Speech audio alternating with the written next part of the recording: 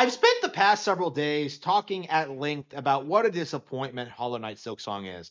Up to this point, I've been exclusively focusing on the gameplay, the length, the padding, and I've touched on a little bit of what I feel about the story. And now that I've finished it, I can safely say that the story of Silksong is ridiculous and makes no sense. Like, you're really supposed to like buy this idea that Lace did all this and is this super essential character to the plot when for the first two acts she does absolutely nothing of value. The entire plot is kicked off because of an insane misunderstanding between her and grandmother Silk. So no, like, I don't think this game really has a compelling storyline. I don't think it's interesting. I don't think it comes together very well. And I think thematically, it really falls flat on its face because this game, much like several other aspects in it, rips off Super Metroid to an insane degree.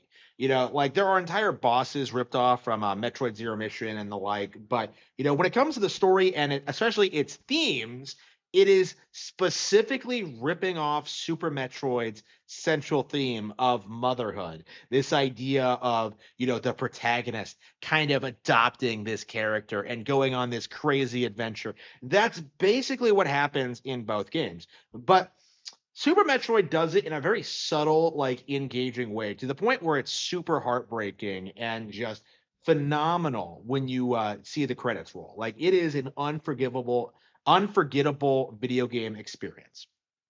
In Silksong's case, it really tries beating you over the head with its theme, of motherhood, because the antagonist is a mother, the Bell Beast is a mother. All Chakra is trying to find her mother figure. Like, mothers everywhere. Like, it's just like it's positively insane how in your face the core central theme of motherhood is in Silksong. And yet it is nowhere near as effective. In 50 hours of gameplay, I feel less for Lace than I do in 6 hours of Super Metroid, of the Metroid in Super Metroid. In 6 hours, the first my first playthrough of Super Metroid took me about 6 hours and 26 minutes. I became more invested in the setting, in the plot, and in the Metroid itself than I ever did for Lace. And it does need to be understood why. It does need to like be emphasized, like, why does Lace fail as an antagonist? Why does Grandmother Silk like fail to have the same kind of impact that the Radiance does? In fact, like, she feels kind of like a lazy rehash of it. Other than the fact that she has a daughter that she fashioned out of silk, like, you might mistake them for being the exact same character. The idea of like the evil god presiding over, the land. It's a pretty tongue in cheek, just replica of what came before with no innovation at all. Silksong completely fails to draw you into the setting. It fails to establish Lace as a character. It fails to establish her motivations clearly. And when you see her again in the Citadel, she has to bluntly like state that, like, oh, my mother is waiting for you. And you have to fight her at the end. And then there's this big reveal that, like, ooh, she's made of silk. And it just falls flat on its face.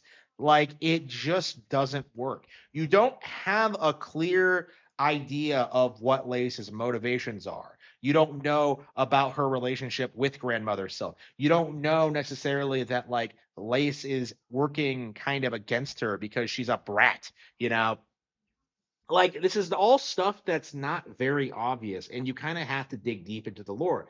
Like, and it just fails to invest you in the setting and the idea. So instead of like establishing a scenario in which Lace kind of establishes herself as, say the reason Hornet was able to escape the cage in the beginning, instead of clearly defining Lace as just this like key character early on in the story, like, she just kind of shows up in Deep Docs, conveniently not as strong as she is when you fight her again in the Citadel. She shows up in Deep Docks, introduces herself, and then leaves after you beat her because her first fight is embarrassingly simple.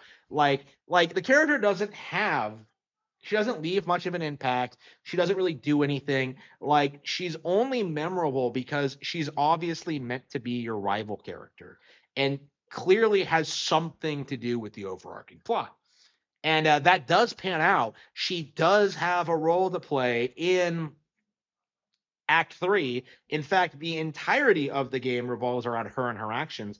And yet, because of just the character having no presence, because she doesn't really do anything to any other characters or have any real presence like at all in the world or do anything outside of just cackling at you sometimes. Like she just doesn't really establish herself before you trigger Act Three. And Act Three is in a lot of ways like Silk's best moments, where well, Lace's best moments, where she has that conversation with Hornet in the Abyss when Hornet tells her what she intends to do to liberate Farloom from the void. Like it's a really powerful moment for Hornet specifically. It really does demonstrate like how cool of a character she actually is. But when you contrast that with Lace, like her actions, what she did, what that resulted in, like Lace just never really establishes herself in the same way. She does not have the same kind of appeal that Hornet does. Like the only thing that people are excited about when it comes to Lace is the fact that she is essentially the new Hornet because she is the rival character in this game. Like people aren't really considering her motivations or her character arc or like her boss fights. Like she just isn't that interesting of a character when you stack her up with how Hornet was presented in the first game. When she's hunting down other vessels, when she's gives exposition like in the Abyss. When you find her mourning Hera. After you kill her, like her mother Hera after you kill her. Like there's Hornet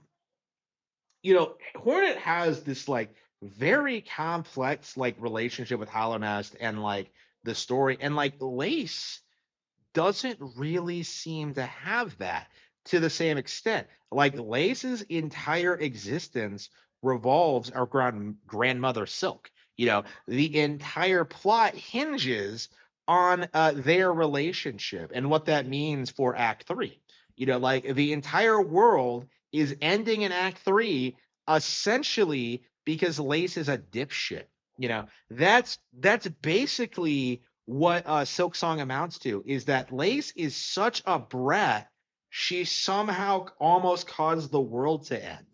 It's like so unbelievably ridiculous and stupid. And you can't really process like why exactly you're supposed to be invested in the character or grandmother Silk, who has a significantly smaller presence than the Radiance in the original game because the Radiance is somewhat foreshadowed. You have to build up to fight it. Like it's foreshadowed, but it's not explicitly told to you that the Radiance is the true final boss. Like it takes a lot of work to find it and to beat it and all that. Like grandmother Silk is just kind of there and just never establishes herself as an actual threat, someone who is actually to be feared. Like you can talk about like how Farloom is a shithole all you like, you know, but like that doesn't make grandmother Silk like a good character with like an actual real motivation outside of this vague idea that like she cares about Lace. It just doesn't come together very well. Like I said this about Hollow Knight too, where I think people really overstate how good and interesting the lore actually is because I don't think like uh the history of Hollow Nest is as well thought out or well written as people would want you to believe. But Silksong, I think, kind of exemplifies everything wrong with that original game.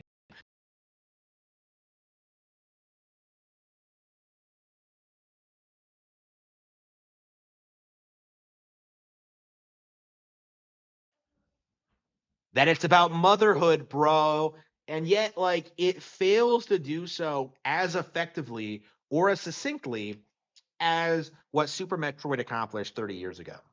Like, that's kind of my mindset when it comes to the overall theme of Hollow Knight Silksong, is that it pales in comparison to the game it is directly ripping off. Like, that is kind of my mindset upon looking at this, is that they wanted to recreate the Samus and Metroid dynamic, and that's why Silk exists. That's why she's an artificial construct. That's why they have that relationship. And in the end, instead of having a tragic, heart wrenching ending, Hornet rescues Lace under the most contrived circumstances ever. Even though a lot of her other real true friends are dead now. It's just kind of it just falls flat on its face. It really does. And I do think that it does need to be talked about more, that Team Cherry really dropped the ball with this game. They really failed to really make the world and the story like connect in any meaningful way. There are good things about it. Like I love the whole Carmelita bit and all that, but like by and large, this game just didn't live up to the hype. Like, I'm sure in the next couple of weeks we're gonna be seeing a lot of like lore videos, kind of breaking it down and trying to justify all these decisions to try and like cope and like say the game is way more complex than you initially realized. But that isn't really true, because I played all of Silk Song. I saw all the major story events. I understand it fairly well. And I can tell you for a fact that this game is padded, it's bloated, it has way too much filler, and that it simply isn't all that well told of a story. It really needed to refine its concept and figure out what it really needed to do in order to excel. Because where it stands now, like, this game is a clear step down from the original Hollow Knight. It can't compete with other Metroid likes. It can't compete with like the Igavania titles. It can't compete with like a number of other indie titles, I'm sure. Like, this is a game that I think for anyone who is honest about it, who actually talk about this kind of thing and address it, like, this is a game that honest players will understand is a massive, massive disappointment and a step down from the original. And things like this are why, these obvious in your face themes that just kind of fall flat on their face. It's something we really, really need to talk about more, because it really showcases that Team Cherry are a bunch of hacks who just plagiarize from other better Nintendo games to justify their own mediocre indie releases. And obviously, like, for this video we emphasize like the story and the themes, but that extends to pretty much every aspect of it, from the gameplay to the map design, level design, the mechanics. Like, the bosses, are ripped straight from other games in a lot of cases. Like, it really needs to be understood that like Team Cherry just haven't produced a game of value. After 7 years of development, this is what they come up with, and it does need to be understood more that this is indeed a massive misstep.